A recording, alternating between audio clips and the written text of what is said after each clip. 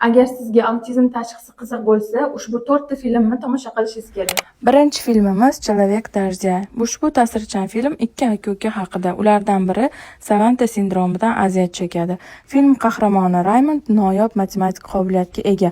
Keyingi filmimiz Anton Rядом filmi.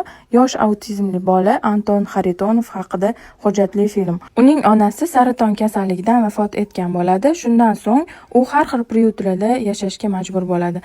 Keyingi filmimiz "Я псих, но это нормально" filmi. Autizm haqida juda ham chiroyli melodrama. Taqdirga qarshi kurashadigan va har qanday qiyinchilikka qaramay oshiq bo'lgan ikkita butunlay boshqa dunyoqarashli qahramonlar haqidagi juda ham chiroyli film. Munkangda psixiatriya shifoxonasi xodimi u sevgini rad etadi va autizmli katta akasiga sadoqat bilan g'amxo'rlik qiladi. 4-filmimiz "Особенные" filmi. Bu filmda Vinsent Kasselli maxsus bolalar boshpanasini fidoyi direktor rolida ko'rishimiz mumkin. Filmda samimiy bolalar uyi, uning tarbiyalanuvchilari va muassasa rahbarlarining kundalik hayoti aks ettirilgan. Bu filmlar bizga autizm tashxisli bolalarni yaxshiroq tushunishga, ularning ichki dunyosini ko'proq o'rganishga yordam beradi.